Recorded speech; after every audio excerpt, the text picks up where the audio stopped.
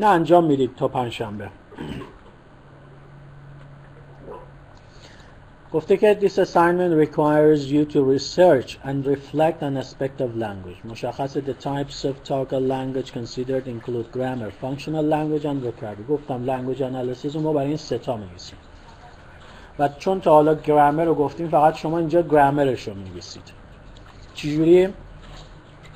گفته copy and paste the chosen items in the body of the assignment. Make sure you also copy and paste the example that comes with it.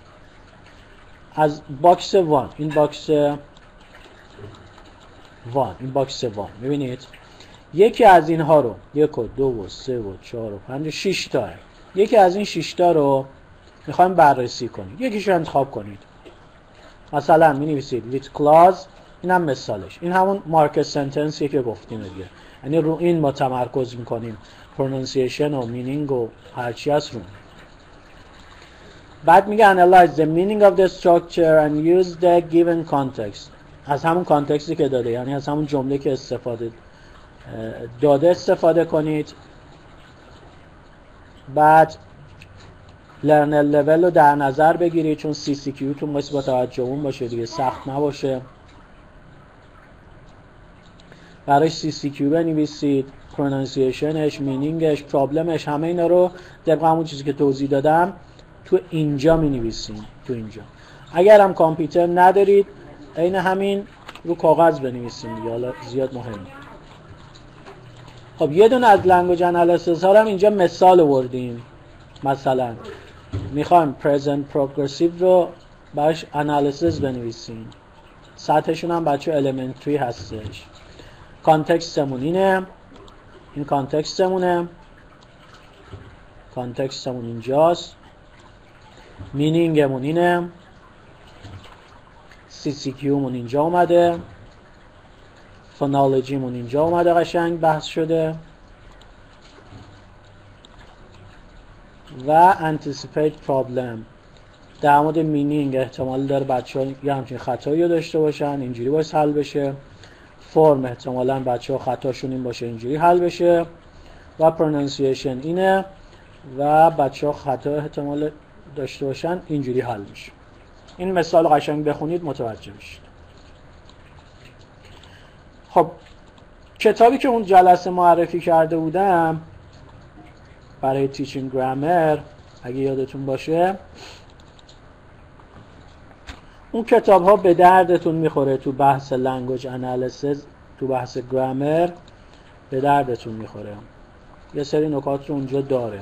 یعنی این مثلا ما الان بیایم اینجا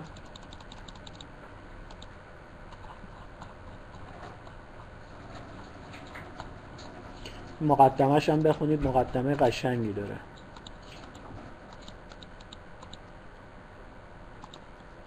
مثلا همینجا نه الان فرمش اینجا گفته، نحوه تدریسش شد، نحوه چند مدل تمرینش و اینا رو گفته. بعد اینجا کانسپت چکش رو گفته، CCQ میگه این CCQ ها میتونی استفاده کنی.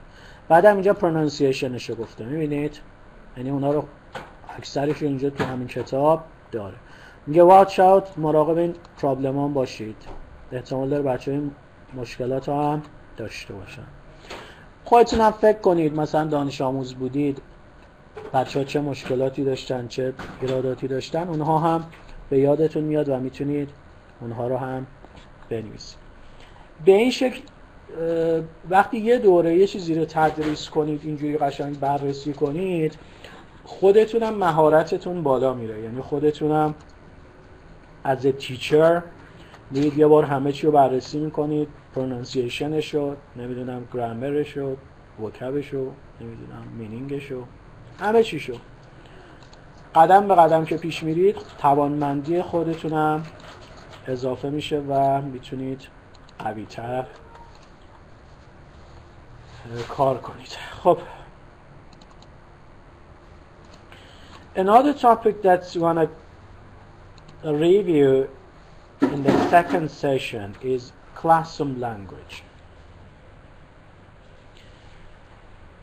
let me upload my PowerPoints. Do you know what do I mean by classroom language? What does classroom language mean?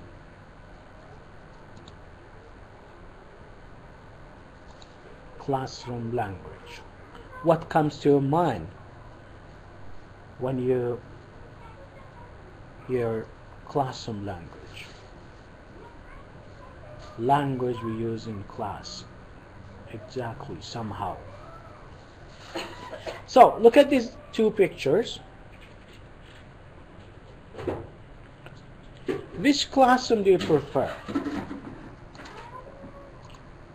Class number 1, class number 2. 2. Why 2?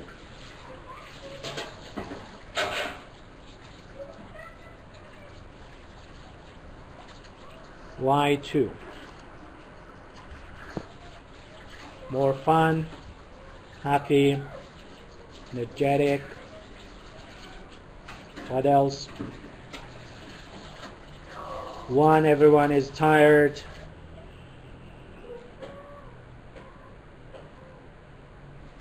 So, let me ask questions. Let me ask some questions. Who talks more in pick 1?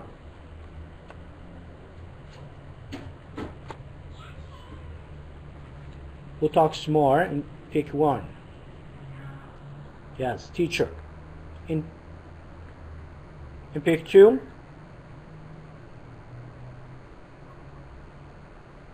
In pick 2? Who talks more in pick 2? Students. Exactly. So, the first picture is teacher-centered. The teacher talks more. And the second one, learners talk more. The class is learner-centered. Teacher-centered and learner-centered. It is very important for us our classroom be learner-centered. Be learner-centered. Accordingly, we need to know what do we mean by classroom language, because the classroom language, as Negin said, is the language we use in the classroom to communicate with the students, to state our ideas, to explain different issues. Yeah, to teach. This is the classroom language. And the language the learners use to communicate with themselves, to communicate with us. We should know what do we mean by classroom language first, how to use them, what are they, and different things regarding classroom language. Again, these are the aims. First, we define classroom language, how to teach classroom language, distinguishing different function of teacher language, decide when to use L1 or L2, I mean first language or mother tongue, and second language in the classroom, how to give instruction for various activities effectively, and how to ask suitable ICQs. So, as you see, classroom language is defined as any chunk. It can be spoken, it can be written in the classroom by the teacher or learner, yeah, which facilitates the procedure of the lesson.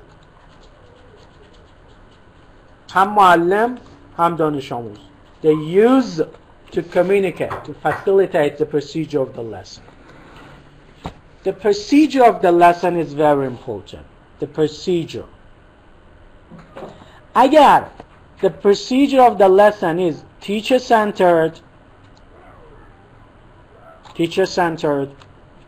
like the first picture that you saw, it means that who talk more? Teacher talk more. Teacher talks more. If the class is student-centered, TS نوشتم. Teacher centered. If the class is student centered, who talks more? The students talk more. And the class be like the second picture. Another point regarding the classroom language is that it is usually used repetitively. We use it every day, time by time. In any session we use them. Like what? May I come in? May I go out?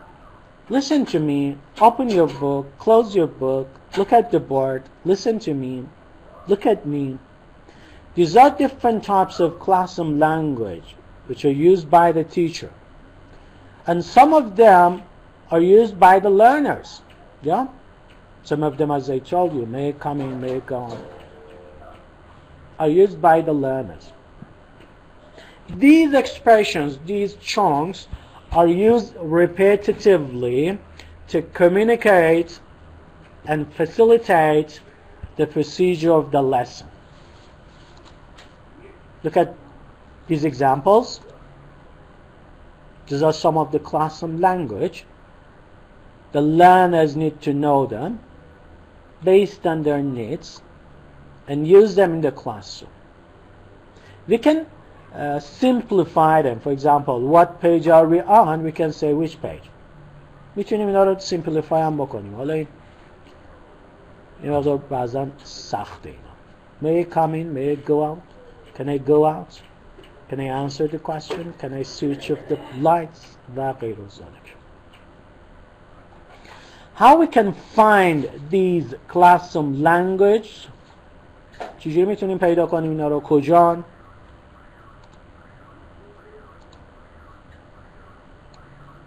You can find a list of classroom language online on different websites. As you see, I have found it on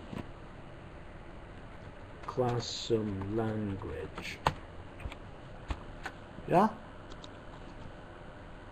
These are the posters, some posters about classroom language. You can make a list for yourself for different situations.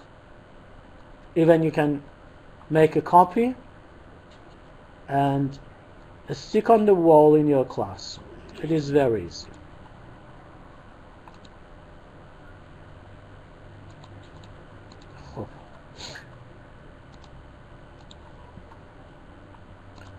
Hello, the point is how to teach classroom language. دیدید بعضی معلمان enters the class and say that بچه‌ها چند تا جمله میگم امروز یاد بگیم. Hello, how are you? May I go out? May I come in? Can I borrow نمیدونم a pencil? I have a question. Can I answer the question? و از بچه‌ها یا repeat میگیرن یا نمیگیرن. اینجوری تدریسش میکنن. Is it effective? What do you think about it?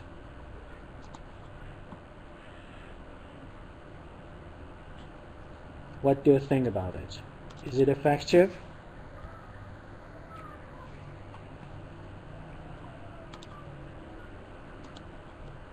هستید؟ صدا میشنوید؟ میشنوید. معلم میاد سر کلاس میگه بچه‌ها این جمله رو امروز میگم اینا رو همین به بعد استفاده کنید. دیدید اینجوری درس میدن دیگه.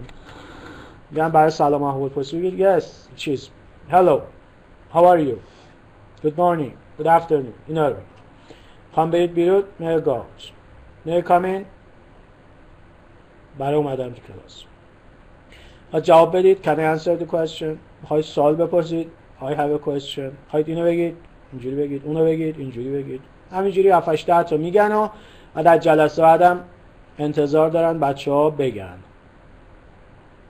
اینو تجربه کردید اینجوری درس داده باشه معلمی؟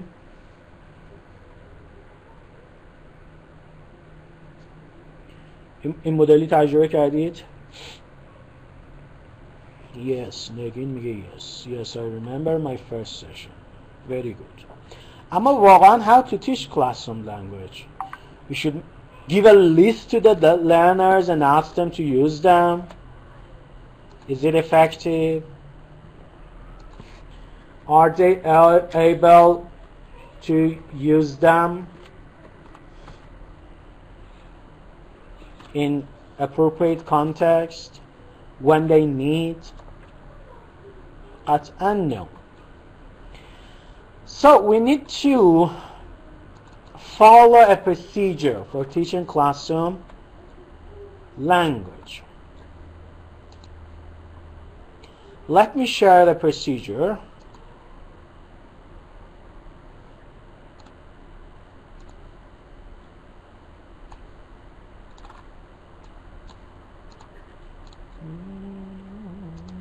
So,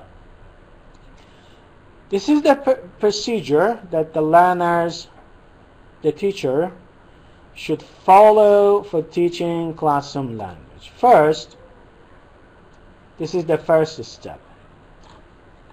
The first step is context. It means that the learners, when the learners need the classroom language, we should start teaching them. Why? While they need, or when they need. Context اون چیه؟ میگه a learner، یه دانش آموزی is doing a writing activity and ask the teacher how to spell a word using الوان. آقا ببخشید دوچرخه رو چجوری می نویسن؟ It can be in English. بایسیکل رو چجوری می نویسن؟ Yes? In L1. So, it shows that that learner needs classroom language.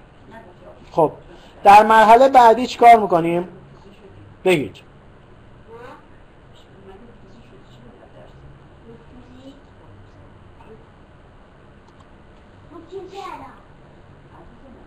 کلش رو صفحه جا شد داره.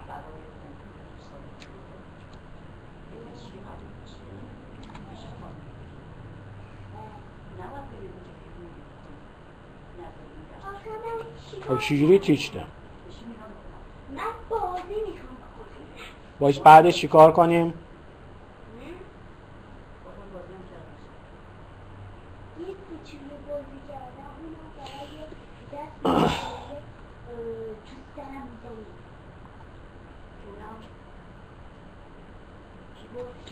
میایم اینجا، میایم H، میگیم the teacher. نه این نبود، ببخشید.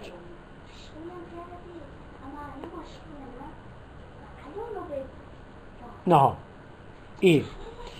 The teacher gets the attention of the whole class. میگه بچه‌ها اینجا باشید، حواستون اینجا. Look at me. And explain that به بچه‌ها میگه که one of the learners needs to know how to spell a word. میگه بچه‌ها دوستتون ندا میخواد بدونه که بایسیکل رو چجوری می‌نویسیم. درست شد؟ میشه مرحله بعد. بعد اینو الیسیت میکنه. چجوری الیسیت میکنه؟ میگه بچه برای این مورد باید اینو بگید. How do you spell? How do you spell that? میاد اینجا با بچه ها تمرین میکنه. How do you spell that? مثلا میگه how do you spell bicycle? Repeat میگیره. How do you spell bicycle? How do you spell bicycle? How do you spell bicycle? حالا من این استپاشو خودم توضیح بدم، بعد اینو خودتون بخونید دیگه، چون من اینجا بخوام ببینم کدوم به کدوم وقت میگذره، باید دونه دونه جمله‌اشو بخونم. بعد چی شد؟ دانش آموز اول نیاز پیدا کرد، میپرسه، به زبان مادری میپرسه که آقا ببخشید اینو چجوری اسپل میکنید، اینو چجوری مینویسید. بعد اتنشن بچه‌ها رو جذب میکنیم، میگیم بچه‌ها ندا پرسید که اینو چجوری باید بنویسیم. از این به بعد اینجوری سوال میکنید. How do you spell bicycle? بچه‌ها ریپیت میکنن. How do you spell bicycle? بعد substitution drill انجام میدید. substitution drill، substitute یعنی جایگزین کردن دیگه. میگیم که خب بچه‌ها من کلمه میگم، شما این جمله رو با اون کلمه تکرار کنید. مثلا میگیم teacher، بچه‌ها میگن how do you spell teacher? driver، how do you spell driver? computer، how do you spell computer? نمیدونم و جملات مشابهی. 4 تا 5 تا اینجوری substitution drill انجام میدیم. بذارید من بیارم substitution drill. حالا اسپلینگ فارسی نوشته substitution drill. فکر کنم املاشو غلط نوشتم، این املاش درسته. خب بهش میگن substitution drill.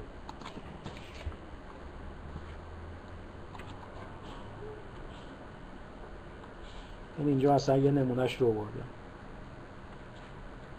تیچر میگه she's a doctor، بچه ها میگن she's a doctor. بعد معلم میگه engineer، بچه ها میگن engineer میشه مثالاش دیگه. خب بعد که بچه ها دریل داشتن، حالا پی ورک میدیم. میگه بچه ها پی ورک انجام بدید، از هم دیگه بپرسید. اینجا بچه ها ask his or her partner to spell it، میپرسن از هم دیگه. خب به همین منوال که این تدریس شد، بعد کلاس ادامه پیدا میکنه. اگر سری بعد دوباره یه دانش آموزی بلند شد پرسید آقا ببخشید تیچر رو چجوری مینویسن، اون موقع چیکار میکنیم؟ کی میدونه؟ برای بار دوم یه دانش آموز دیگه بلند شده پرسیده میگه آقا ببخشید تیچر چجوری مینویسیم؟ یعنی how do you spell استفاده نمیکنه. چیکار میکنیم؟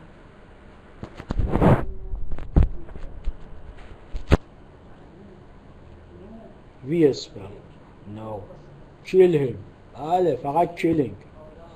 یکی از معلمات اینجوری بود توی آموزشگاهی، بچه گفته بود میخوام برم بیرون دستشویی دارم، اینم برگشته بود گفته بود که نه بایستی انگلیسی بگی، بهتون یاد داده بودم چی بایستی بگید.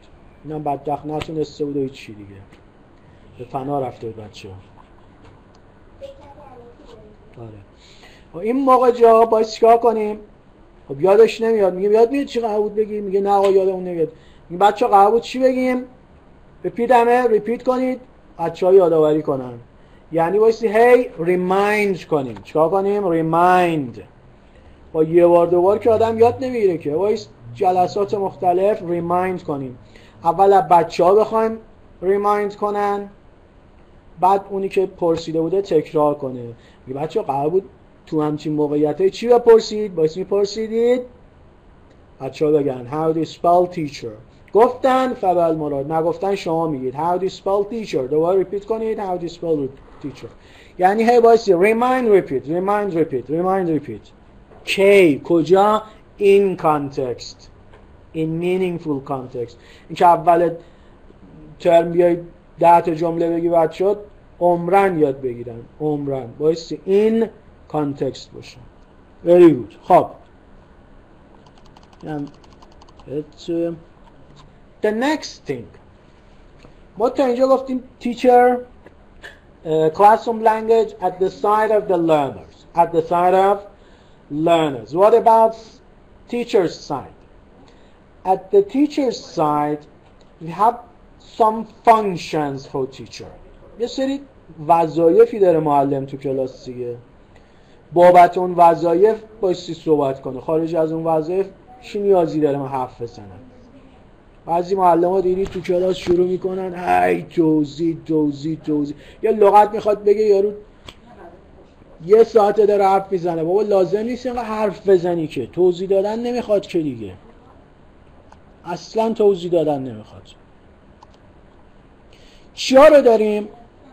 از اون مواردی که معلم بایستی حرف بزنه یکی giving instructions. Giving instruction means چی؟ How to do, what to do. How to do and what to do. اول بگیم what to do and how to do an activity. این که چجوری و چه کاری رو با چجوری انجام بدن. بهم میگم instruction.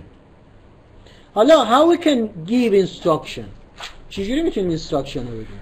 One way is talking, explaining.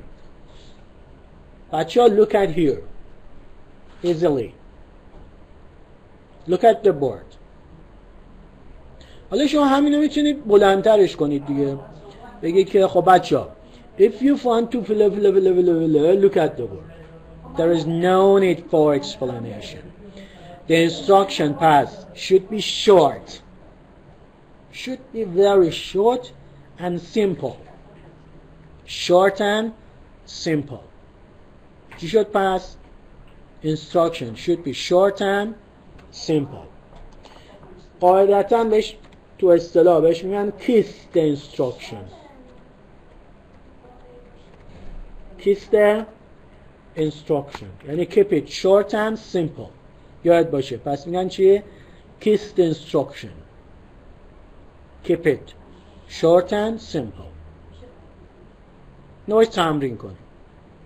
خب حالا فقط ما میتونیم اینستراکشن رو با اورالی بگیم؟ نه، میتونه ریتن باشه. بعضی وقتا مینویسیم پای تخته، پس باعث میشه سپیکینگ ما کمتر بشه. فقط اینستراکشن رو ما میتونیم اورالی و سپیکینگ ریتن داشته باشیم؟ نه، میتونیم دمونستریشن داشته باشیم. دمونستریشن یعنی چی؟ یعنی نشون بدیم. بچه ها قراره مثلا با هم رول پلی داشته باشن. معلم تو شروع میکنه. Look at me. The first student should ask blah blah blah blah blah blah blah blah. And then the second student should answer blah blah blah blah blah. If you have any mistakes do blah blah blah blah. هی توضیح میده. خب بچه‌ام متوجه نمیشن. چرا؟ به خاطر لرنینگ استایل هایی که قبلا گفته بودیم. خب چیکار میکنیم؟ Demonstrate. نشون میدیم. We ask two learners come to the board. They do the activities or the activity and ask them to do like them. Very easily. پس type of instruction چی شد؟ Oral instruction. Written instruction. Demonstration. Okay? نازیم. از معلم یکی از جایی که حرف میزنه giving instruction. What to do, how to do. بیشترین کاری هم که معلم میکنه همینه. یعنی ما باید تو چون کلاس ما باید learner centered باشه دیگه. بچه‌ها چیکار بکنن؟ The next one, eliciting. از بچه‌های اطلاع بگیریم. ایده بگیریم. اطلاعات بگیریم. میخوای لغت درس بدی؟ نمیگه که خب look at the picture, it's an apple. It's an apple now. What's this? elicit کن. Even in Farsi they answer it is good. Even in Farsi. What's this? It's an apple. گرامر داری درس میدی؟ گفتیم guided discovery برو. guided discovery چی بود؟ یعنی guide کن to the students discover. یعنی از اونها elicit کن. What do we have first? اونا بگن. Then یعنی شما لازم نیست explain کنید. Elicit from the learners. هرچی elicitation بیشتر باشه بچه ها بیشتر درگیر میشن، کلاس بیشتر learner centered میشه، بیشتر یاد میگیرن. Elicit. خب برای elicit کردن ما چی نیاز داریم؟ فقط یه اشاره و مثلا what's this, what's that, this, that همین دیگه. ما چقدر نیاز داریم توضیح بدیم که explaining, somehow we need explaining. اونم should not be more than چقدر؟ attention span. یادتونه attention span بچه ها گفتیم چقدر؟ 3 تا 5. اون اکسپلینین شما نبایست بیشتر از 3 دقیقه بیشتر از 3 دقیقه بیشتر از بچه نمیفهمن. prompting. یه وقته prompt میدیم. prompt یعنی چی؟ مثلا میگه که he go to school every day. لازم نیست 1 ساعت اینجا توضیح بدی بگی که no, here we have he goes because he is نمیدونم third person and here the sentence is simple person. After the verb in the simple person we need s or es. فهمید بچه؟ عمرن و قبلا درس دادی دیگه، توضیح داده بودی، یاد داده بودی، تمام شده رفته دیگه، دوباره چرا انقدر توضیح میدی؟ پرامپت میدیم. میگه چی؟ میگیم gives or gives, go or goes. میگه یادم اومد goes, he goes to school. میشه پرامپت. بعدی چیه؟ sequencing. توالی کارا رو بعضا لازمه بگیم. then, before, after. narrating. بعضی وقتا شاید میخوام برای تدریسمون یه چیزی رو بیان کنیم، یه چیزی رو نریت کنیم، یه اتفاقی رو نریت کنیم، اینا باید همه کوتاه باشه. پریز کنیم، تشویق کنیم، اینا میشه مواردی که معلم نیاز داره به استفاده از زبان. خب ببینید با توجه به اینها چقدر معلم مگه تو کلاس نیاز داره به صحبت کردن، که بعضیامون میگیم که نه معلم فقط باید انگلیسی حرف بزنه. خب اگه انگلیسی حرف بزنه بچه‌ها نمیفهمن. اصلا میگم چقدر انگلیسی استفاده میشه در این صورتی که ما داریم میگیم که حالا بگیم بچه‌ها میفهمن یا نمیفهمن. اینم دومین نکته. نکته بعدی L1 L2 بحثش چی میشه؟ When we use L1, when do we use L2? We should think about the situations. We should think about the situations. Do the learners need L1 or no? If they need L1, we should use L1. If they do not need L1, there is no need to use L1. اگر لازم دارن استفاده میکنیم، لازم ندارن استفاده نمیکنیم. خب مثلا میخوایم explaining how to play a game to intermediate learners. میخوایم یه بازی رو اجرا کنیم، میخوایم به بچه بگیم بازی چجوری انجام میشه. خب میفهمن، پس there is no need to L1. پس میایم فکر میکنیم ببینیم که بچه ها الان واقعا نیاز دارن L1 یا نیاز ندارن. نیاز بود خب استفاده میکنیم. میگه explaining the meaning of a word to intermediate learners. میخوایم یه لغتی رو به بچه ها بگیم چیه. خب intermediate هم نمیگیم L1 استفاده نمیکنیم، L2 میاریم. اینجا L2 میاریم. اینجا consulting a learner who is upset. میخوایم با یه بچه که upset هست consult کنیم. لازم L1 نباشه که بعد نمیشه ارتباط برقرار کرد. Stopping to learners from fighting. چا بیایی اینا رو از fighting stop کنید. با L2 یه چیز زدن فکر هم دیگر رو بردن پایین. Explaining how to do a pair work to elementary learners. بچه جیغیل بیغیل تازه اومده سر کلاس، حالا تو گیر دادی میگی pair work یعنی این انگلیسی حرف میزنه. خب بچه نمیفهمه دیگه. اون تیکه رو L1. نه اینکه کل کلاس باشی که اون تیکه رو L1. خب مثلا من تو خودم تو کلاس بچه کوچیک میگم که یا elementary learner رو فرق نمیکنه، یا بچه‌ها کل کارهای ما 2 نفره انجام میشه. یعنی چی؟ یعنی مثلا علی و رضا بایستی با همون کار انجام بدن. برای اینکه همچین کاری انجام بدیم هر وقت گفتم working pair اینجوری دست زدم شروع میکنید با هم دیگه صحبت کردن. بعد گفتم stop وای میسی. تمرین کنیم. working pair شروع میکنن. stop متوقف میشن. نوعشون کار میکنه. تمام شد. Explaining grammar for intermediate L2. پس we should define and think about the situation. In any situation, the learners may need L1, they may need L2. It depends on the situation. اما another issue is about the effective instruction. حالا instruction باید چه خصوصیتایی داشته باشه وقتی میگیم instruction میگیم. instruction رو گفتیم دیگه اینجا instruction اینا. این instruction یه سری خصوصیتاشو اینجا گفتم. یادتونه که گفتم kissed instruction, oral return و demonstration. چه خصوصیتای دیگه‌ای باید داشته باشه؟ اینجا داریم میگیم. خب این جملاتش داخل این PDF چون اینا مال کلاس‌های حضوری طراحی شده دیگه. من باید PDF رو باز کنم.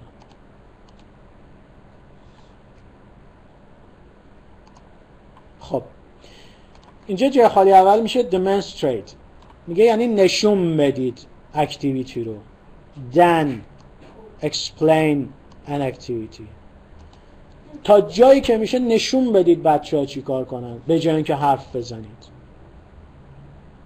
نشون دادن هم بچه ها راحت تر میفهمن، هم تیچر تاکتون میاد پایین، هم با لرنینگ استایل بچه ها بیشتر مچ هستش. این خصوصیت هایی که داره. میگه make sure the learners see the demonstration before you start. اینجا میگیم see. قبل اینکه demonstration رو شروع کنیم یقین کنید که یقین پیدا کنید که چی؟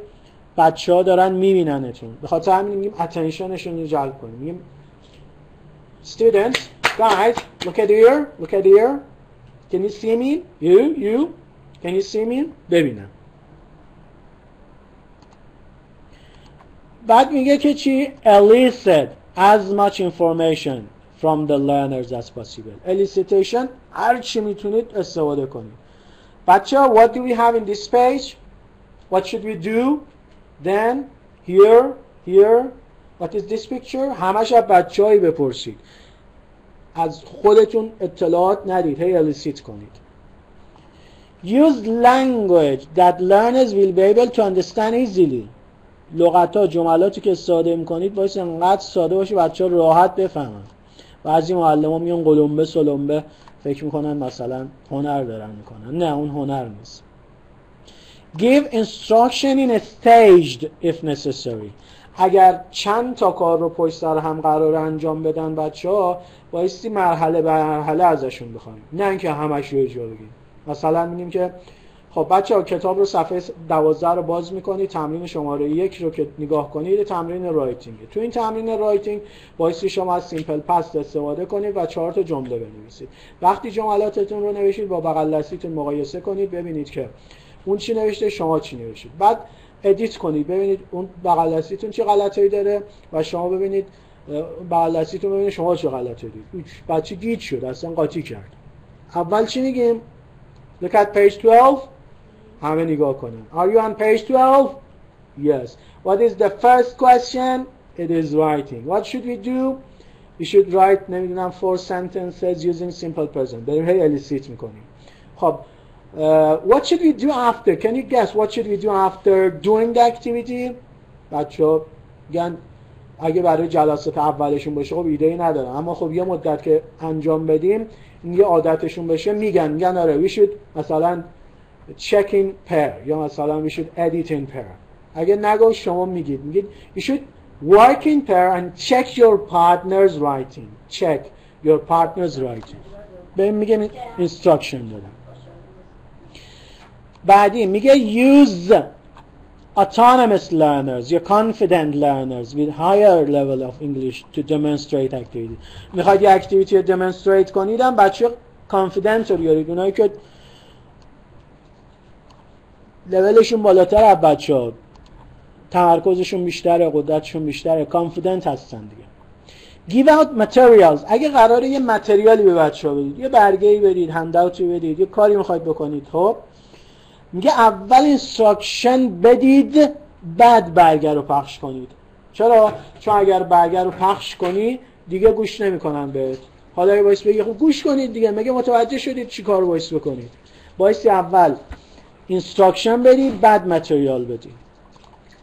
بعد در آخرم میگه check that learners have understood. چک کنید که بچه ها فهمیدن یا نه. اونجا ما CCQ داشتیم اینجا ICQ داریم بهش میگن instruction checking question. بایستی ICQ بگیریم یعنی بایستی یه سری سوالاتی بپرسیم که بچه ها ببینیم متوجه شدن یا نه و این سوالات نبایستی دوباره مثل اونجا بگیم do you understand? have you understood? نه میگه به درد نمیخوره همش میگن بله دیگه. بچه ها فهمیدین؟ میگن بله. برای جلسه قبل قرار بود چیکار کنیم بچه ها فهمیدین؟ بله فهمیدین. نه میام سوالاتی میپرسیم که نشون بده که آیا فهمیدن یا نه. مثل این میگیم how much time do you have؟ مثلا گفتیم you have 2 minutes اونو میپرسیم. یا مثلا who will you talk to؟ بهشون گفتیم work in pair یا work with the student beside you اونو میپرسیم. How many people will you talk to؟ با چند نفر باید صرف بزنید. مثلا مینگلشون کردیم گفتیم خب مثلا با 5 نفر بلند شید صحبت کنید این فرمو پر کنید. میپرسیم ازشون با چند نفر باید صحبت کنید.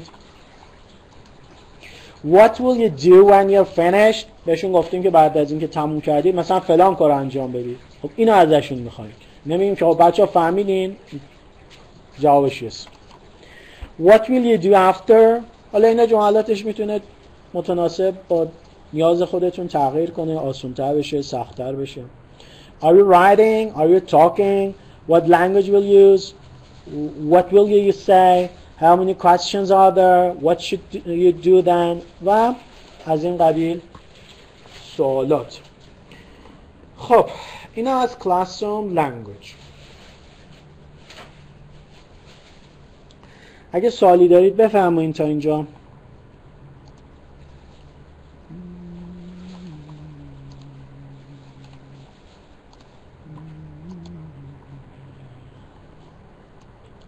خب ما در هر روزی که با شما هستیم 2 تا تاپیک بیشتر خدمتتون ارائه نمی کنیم، چون محتوا زیاد میشه، گیج میشید، باید بخونید، باید مرور کنید، لذا با 2 تاپیک بسنده میکنیم. این یه نکته.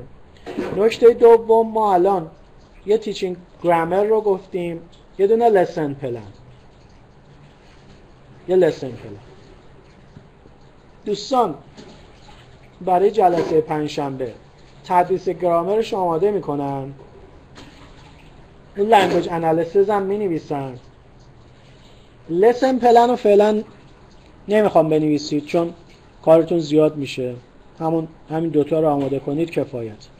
اما جلسات بعد ما هر چیزی که خواستیم شما تدریس کنید باید براش لسن پلن هم بنویسید، براش لسن پلن هم بنویسید. خب من قبل از اینکه کارمون تموم بشه یه نکته دیگه هم بگم. ما برای تیچینگ گرامر گفتیم که میتونیم از PPP استفاده کنیم، TTT استفاده کنیم، TBL استفاده کنیم، اینا استفاده کنیم دیگه، یادتون باشه. این لسن شیپی که در اختیار شما میذارم، حالا فعلا نمیخواد برید این لسن پلن رو پر کنید، اما طرحی که میخواید داشته باشید بر اساس این لسن شیپ باشه. یعنی شیپ لسنتون باید اینجوری باشه، تو لسن پلن بخواید بنویسید باید اینجوری بیاد. میاد بخش PPP اینا ها. فعلا لسن پلن رو ننوشتیدم، برای این جلسه مهمی، اما از جلسات بعد میخوام. لیدین باید داشته باشید، کانتکست ایجاد کنید، بخش پرزنتیشن MFP، پرکتیس و پروداکشن، اینا رو باید توش داشته باشید. این شیپ کار شماست که اینا رو گفته بودیم و باهاتون شیر کردیم دیگه. اینم بابت یادآوری گفتم. خب no question. خب آتنا برای پنجشنبه قرار شد چیکار کنیم پس؟ آتنا بگه.